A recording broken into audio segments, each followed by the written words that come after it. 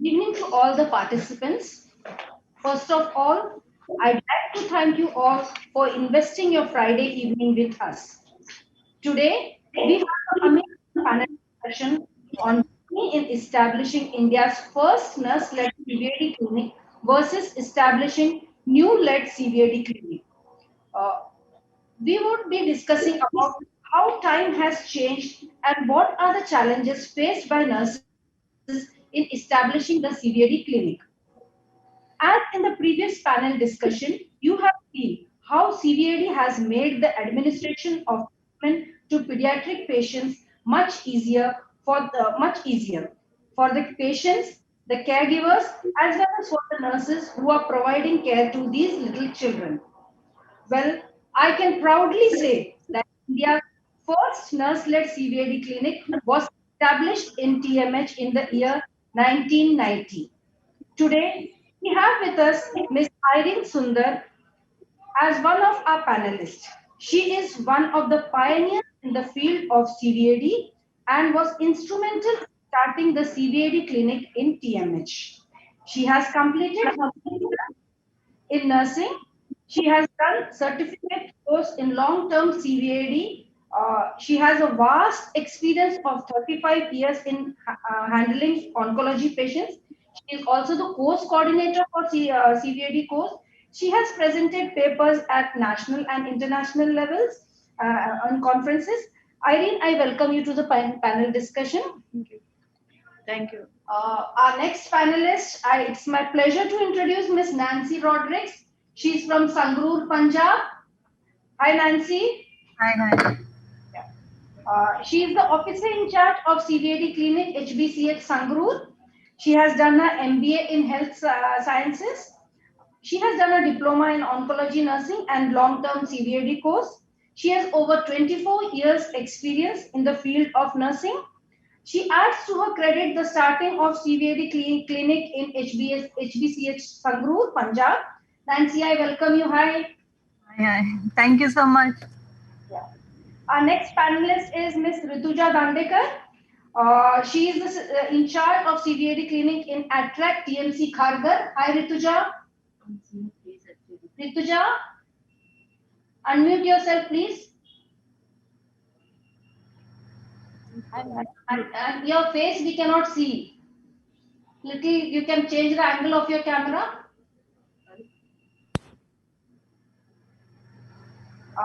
Rituja has done her diploma in oncological nursing and has done the certificate course in long-term CVAD. She has also attended the short-term course training course of in using USG guided upper arm PICC insertion. CVAD clinic started in Attract in the year 2016. Rituja, still we can't see your face. Can you please change the angle of camera? Face. No. Still we can't see. Her forehead cannot be seen. No, you camera angle. Camera.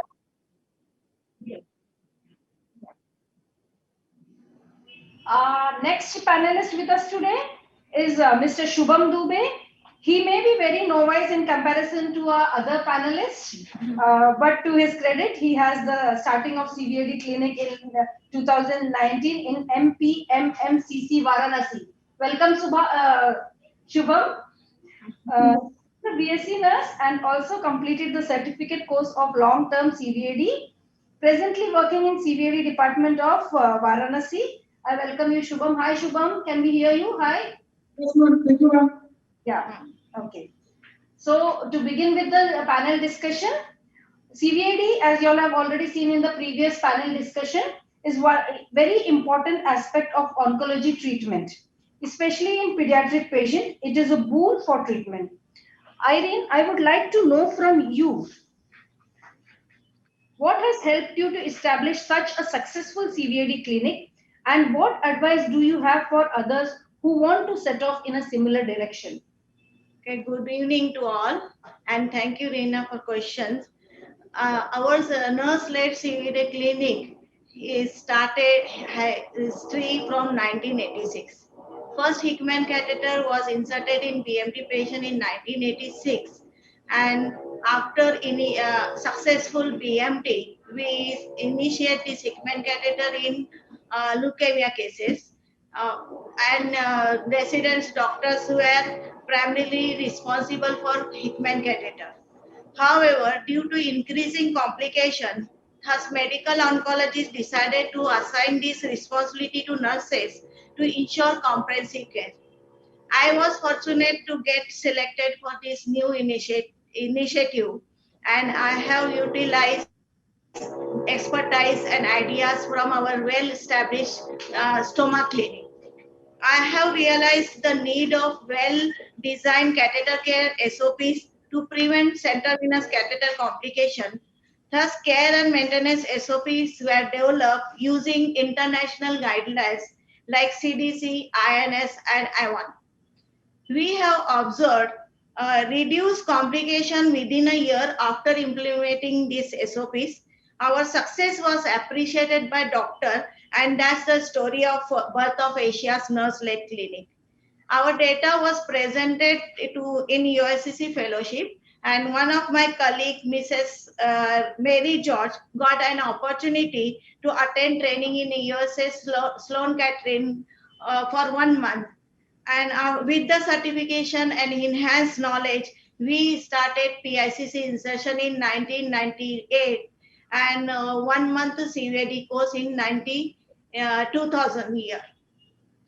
As an advice to other on how to establish CVD clinic, first thing I will tell, you have to own the idea of nurse-led clinic. We are the live examples for you that doctors provide great support and accept nurse-led clinic only when you show your competency in PICC insertion, maintenance, and prevention of the complication. I would say for success clinic establishment, accept the mantra of knowledge, skill, and right attitude. Understanding your current CVD practice, issues, and weakness and strength. These are the keys to design your clinic development. You have to attend 1 month course, CVD course, conference, workshop to improve your knowledge and skill, as well as you have to read the update, learn from the guidelines from international guidelines, CDC and NS to develop SOPs, so your nurses will be confident. So this is my advice to develop for catheter cleaning. Thank you. Thank you, Irene. Very well said. Nurses should have confidence. Until and unless they don't have confidence, it will be difficult to start nurse-led clinics. Once they have confidence and the proper knowledge, they will be able to start new clinics, and the doctors will also have confidence on them when they are performing in a proper way. When we are starting a new setup, new strategies have to be applied. Nancy, the next question is for you.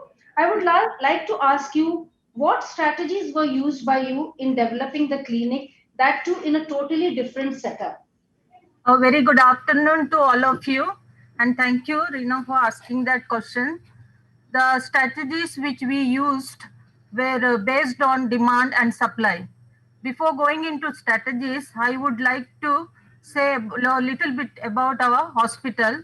Homi Baba Cancer Hospital is situated in Sanglur, one of the rural areas of Punjab. It was started in 2015 with just 30 beds, 15 inpatients and 15 daycare. The end of 2018, we had fully equipped 100-bedded hospital. Similarly, number of patients also increased, and there was a demand for CVD clinic. Hence, I had to get trained myself in order to start the CVD clinic. Thus, I got trained myself in 2018 and started PICC line insertion in the same year.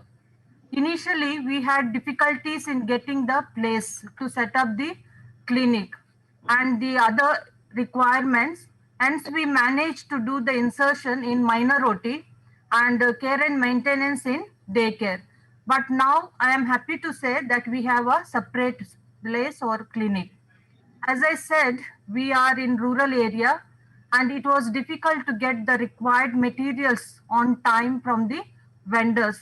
Hence, we had also prepared some PICC kits and kept ready to use it in case of shortage of stock.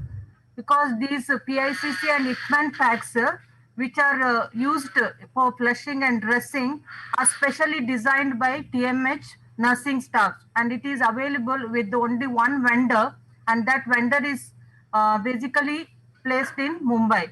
So it was a little difficult to get the supply on time to us. And other challenges were like making the couch with the extended arm, and that also slowly we got some carpenters and got the arm fixed on the couch so that we can rest the arm of the patient while doing the procedure.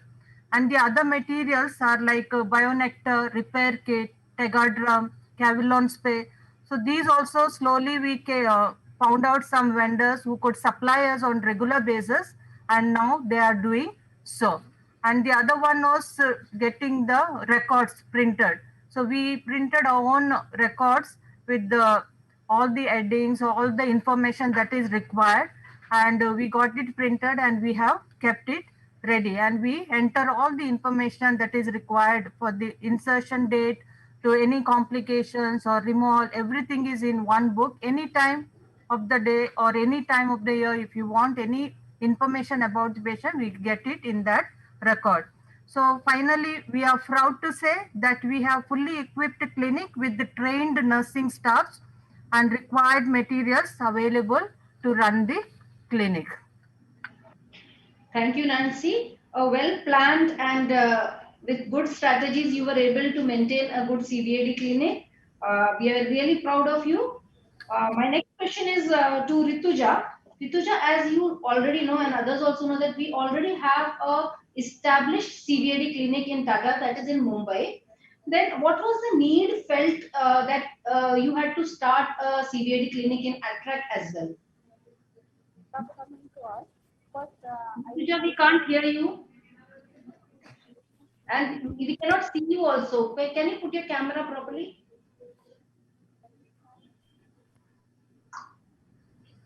Yes, Rituja.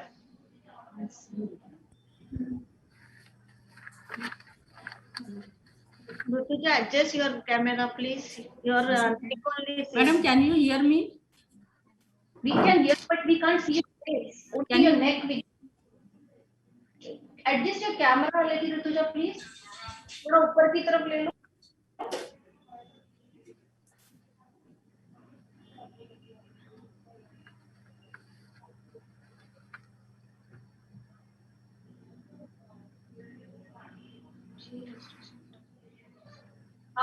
If you can sit little behind, I think we would be able to see you. थोड़ा पीछे हो जाओ आप तो थोड़ा शायद दिखेगा. Now can you hear me, madam?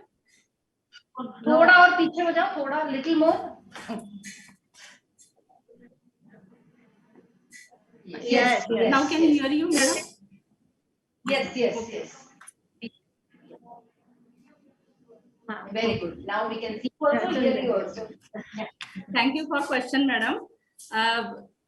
Patients are sent to Attract for cancer treatment from other areas from other areas, and as these patients cancer as chemotherapy is the modality of treatment for cancer, we require long-term venous access for the chemotherapy administration as well as supportive treatment. So initially, when we have not CVAD clinic, we have to refer the patient to TMH for PICC insertion or port insertion, and for other counseling of CVAD and care and maintenance also. So as the number of patients increase, we felt the need for CVAD clinic, and so that we can counsel the patient about central venous access device. We can insert. We can do the PICC insertion, and that complications can be observed earlier and can be managed properly at a time. And care and maintenance is most important. So we can do it at our center. So patient will get benefit from it. And we are teaching PICC dressing and flushing to patients' relatives, that close relatives, so that they can do it at home. And with all this purpose, and with initiatives and efforts from our Deputy Nursing Superintendent and Professor Dr. Meera Achrekar, and with guidance of Sister Mary, we started the clinic in ACTRAC in December 2016, and it is run well, and many patients are getting benefit from it. Thank you, Rituja. You told us the need to start the CVAD clinic in ACTRAC. Now we will move to our next panelist, Mr. Shubham. As I had introduced him, he is one of the youngest panelists amongst us, and he and his team have recently joined TMC. Okay, so I would ask you, Shubham, what were the challenges that you faced when you were establishing the CVAD clinic? Good evening to all. First, I want to thank you to all for giving me this opportunity to talk on this SIOP exam. Now, coming to my question, as ma'am asked me, I want to tell you that our CVAD clinic started on 19th Jan 2019. When I came back from the our CVAD course from KMH Mumbai, and I wanted to open the CVAD clinic in our hospital. But first problem was there in our hospital setting, there was no designated room for CVAD clinic. With our health of superior, I got the room and all the facilities made done. And I started the CVAD clinic. Then another problem was like that lack of resources, like CVAD clinic, CVAD pack, Hickman pack, PICC pack. But now we have all these facilities in our hospital. And I want to tell another problem. When I came here and started the CVAD clinic, being a new staff in this area, in this field, no one was trusted on us whether we can do the insertion or not. But now I can tell more than 1,000 insertion I have done without any major problem. Thank you, Shubham, and we are really proud of you that you have achieved so much in such a little time. And of course, because you were confident enough and you had done the course of long-term CVAD for 1 month from TMH, you had the confidence and you were able to take that, and with your knowledge and expertise in insertion of CVAD and care and maintenance, you could take the clinic ahead. Thank you, Shubham. And as we say, as a philosopher has told that change in life is constant. There is only thing that only constant in life is change. So Irene, I would like to ask you, in the field of CVAD, what has changed in the last 5 years? And from your experience, what do you predict will happen in the coming 5 to 10 years? Yes, while we have seen digitalization revolution in India healthcare, CVAD care also witnessed tremendous changes.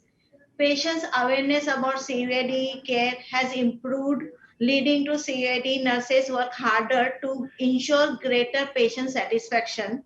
It also has reduced the complications of CVAD. We have seen increased number of patients, chemo patients going for PICC catheter in last 5 years.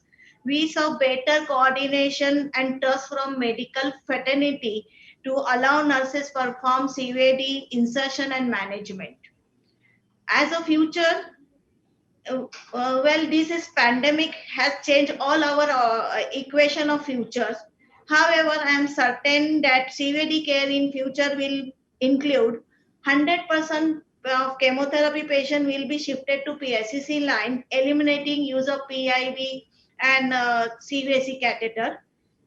Now we are doing blind insertion. That technique will be replaced by ultrasonography guided procedure to prevent error and PICC insertion failure. With increased PICC insertion, need for PICC caregiver will also increase multiple folds.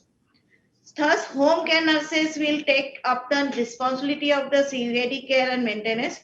We will also see the rise in number of CVAD clinic in India.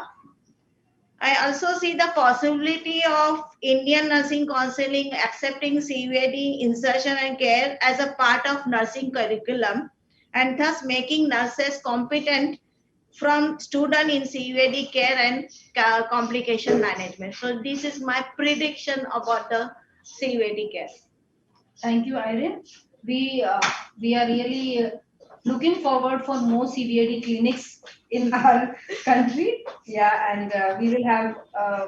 You will maybe most of the students will be from your side only, doing the 1 month training. Okay. Now our next question is going to Nancy. Life is about accepting challenges. Along the way, choosing to keep moving forward and savoring the journey. Nancy, what is the biggest challenge in the field of CVAD as per your view? Yes, thank you. The first challenge is to expel the fear and anxiety from patients and make the patients accept the reality of life through effective counseling so that even the unwilling patients willingly accept the need of CVD and follow the protocol of care and maintenance. The next challenge could be providing comfort to the patients by selecting the proper vein, avoiding joints, especially cubital fossa, so that patient can have normal movements. The next is expertise in inserting the PICC.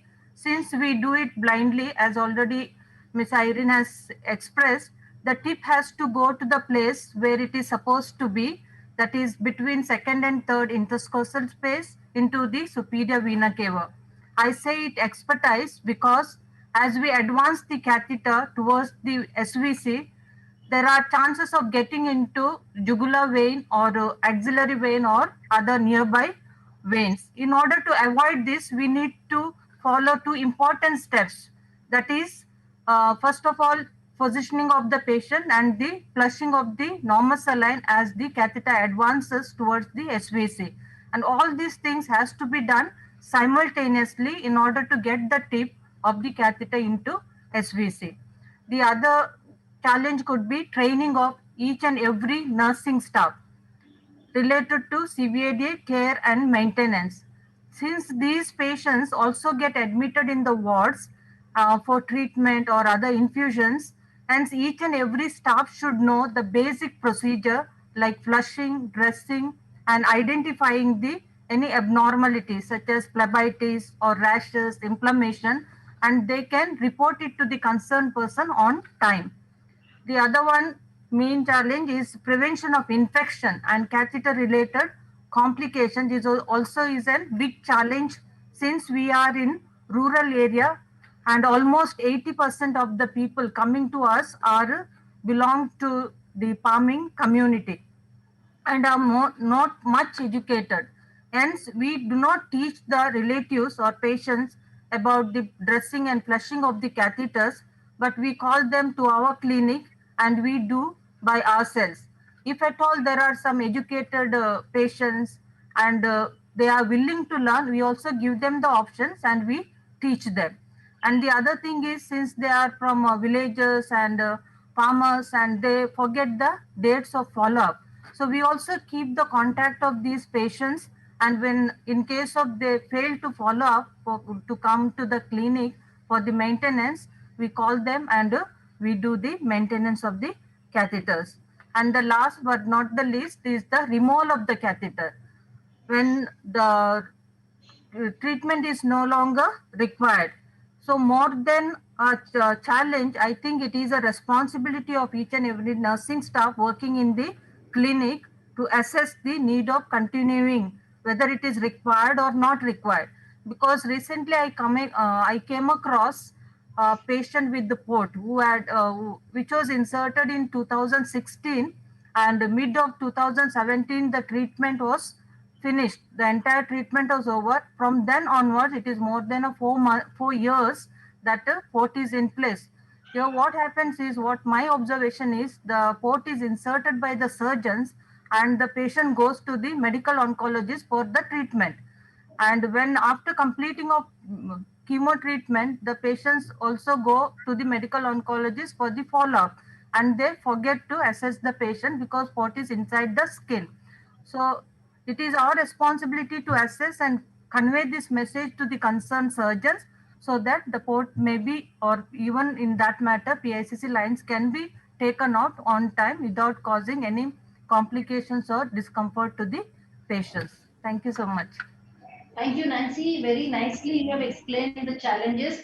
And of course, as you said that if a proper counseling is given, many of the challenges can be taken care of. And of course, each and every nurse has the responsibility to see whether that line or the port which is in the patient is needed to be kept or not. Thank you, Nancy. Next question is to Rituja. Rituja, as you know, the treatment of cancer is painful. And what do you think how important do you think that is CVAD for the pediatric patients? How important is CVAD for the pediatric patients? These chemotherapy drugs are irritant and vesicant, and if we administer through peripheral cannula, it can cause infiltration and extravasation. Sometimes amputation is required for the such conditions. So if we use central venous access device for the administration of such drugs, we can prevent such complications, and it can be given without pain. Means through peripheral cannula there will be pain.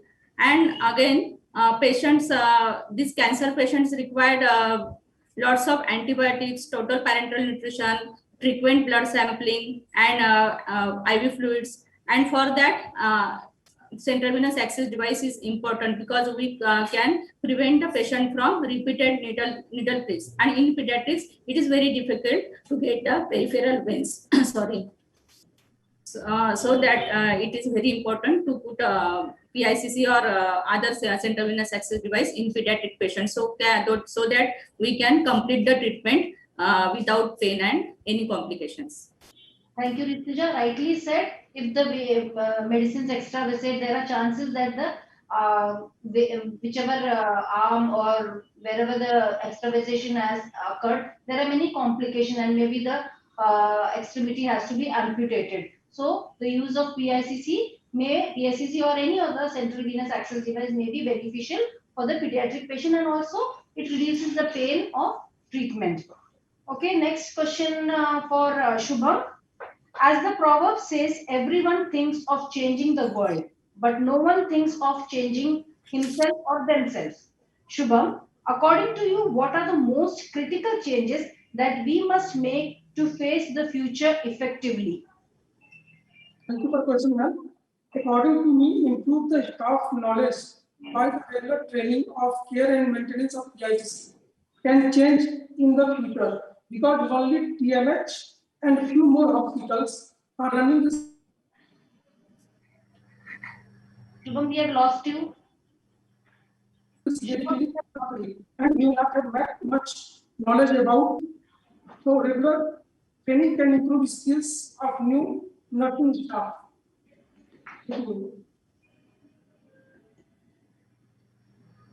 Shubham, we can't hear you. Shubham? Yes, ma'am. We can't hear you.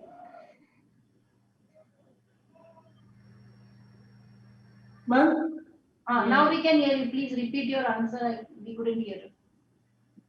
According to me, improve the staff knowledge by the regular training of care and maintenance of PICC can change in the future effectively because only TMH and few more hospitals are running the CVAD clinic effectively. And newly joined may not have much knowledge about care and maintenance of PICC. So regular training can improve skills for all new nursing staff. Okay. Are you done, Shubham? Yeah. Yes, Thank you, Shubham, and very well said. Each and every nurse who joins an oncological setup should be having a proper orientation about the central venous access devices, and also should be trained in handling these so that we can prevent infections for the patients, and the nurse also becomes confident to handle such lines. Okay, next question is for Irene. Experience are best teachers. With your vast experience, Irene, would you be able to tell us, or rather, do you remember Any experience of where you wished that you had done something differently? If you were to do it over again, what would you change in that? In past, I have experienced that we were teaching the care and maintenance to patients' relatives how to do the dressing and flushing. It was good that they were accepted and they were doing properly. But I have found that relatives find it difficult to be one person present all the time as a caregiver for the patients, and they also miss some steps. They won't remember the steps of SOPs, and in case of complication they also blame themselves that because of them this thing happened. So that for that I thought I should have find some better training material for patients and relatives. So with the help of my team, I would design self-instruction module, and this module provided to the patient in-depth catheter care procedure to improving their confidence in performing the procedures. And with that, which this self-instruction module also reduce patients CVD clinic visit, save time, and it is beneficial especially in COVID time. So they can save from the infections. Apart from that, we also prepared the videos for the patient so they can take with them these videos and follow the all steps, and they can do at home. So I believe that more change that we require is availability of the multiple CVD clinics in all the, or if affordable home care setting should be there for patients as a home setting. So that change I want now. Okay. Thank you, Irene, for your answer. Next question will be to Nancy. Nancy, as you know, misconceptions happen every day and with everything. We saw a lot of misconceptions over the last 1 year with COVID-19. We daily had something new to hear, either as cure or as prevention from COVID. Even when the vaccine was introduced, there were many rumors related to it. So, Nancy, I would like to know from you, what are the common misconceptions people have about CVAD? How can we combat these misconceptions and communicate effectively? Thank you, Rina. Some of the misconceptions that we had come across while dealing with the patients are like it is a foreign body, and they think since it is a foreign body, it is not good to have inside our body. So, and they think if you have this foreign body inside, and we will not be able to live a normal life. It's very painful procedure. They also think that they will cut the hand and then insert the catheter. This is mainly with those because nowadays every information is available on internet and videos. So there is a knife, we use it for just to give a nick to introduce the introducer easily, but they misunderstand and they think that they will cut the hand and then only they will insert, and it will be very painful. And they mostly, especially educated people, those after seeing these videos and all, they are not so willing to come forward. And sometimes they think we will not be able to breathe normally because they know that it is placed just above the heart into the superior vena cava. So in the long run we will have some heart problems, or some it will affect their heart. So that is another misconception that they have. And since the dressing is there on the arm, they think they cannot take daily bath, or they cannot go out to the crowded area, to the functions or public areas. And they also feel that we will not be able to travel, we have to stay at home only. So these are the things they expressed. And also they think that if at all they move the hands, then it may break the catheter, then we'll have still further complications and problems, and then a lot of pain to remove it, and so, and also it may cause an infection. These are some of the misconceptions they had. And coming to the to how to combat these misconceptions and communicate more effectively, I strongly believe in effective communication and counseling. So hence we use various techniques of communication such as module, the charts, where we have kept all different kinds of pics where we show them the dressing step by step, the dressing, the flushing, the placement of catheter, etc. We also demonstrate or give them to touch the catheter or port so that they feel the material, so that they, and we also explain them that this material is human friendly and it does not harm the body even if we keep more than a year. So other way we also explain the procedure in short and also the care and maintenance. Here, as I said, in our setup, we do not teach the patients, relatives, but we do by ourselves. And even after explaining all those things, if patients are unwilling, then we also take these patients to the other patients who have already have the catheter or port in place for a longer time, and we request those patients to share their experience with these patients, and when they themselves share, and then these patients, new patients, willingly accept it and come forward to put the catheter. So by these various ways we try to explain and help them to overcome their misconceptions and accept the reality.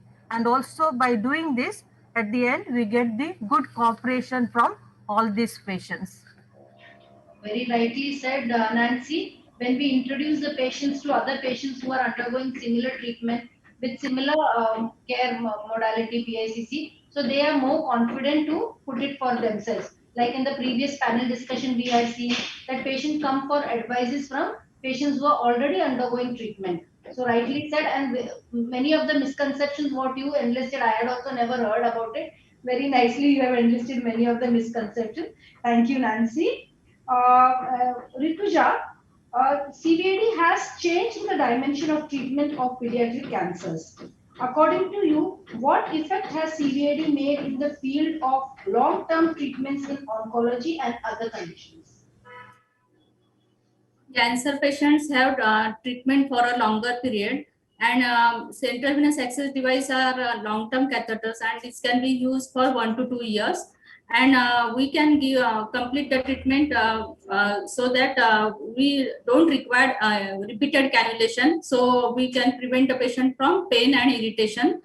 Secondly, these catheters are subcatheters are multi-lumen catheters, so incompatible drugs can be given at the same time. So we don't have to wait for blood transfusion and antibiotics at the same time. Same way, if any lumen is infected, and these incompatible drugs can be given through separate lumen at the same time.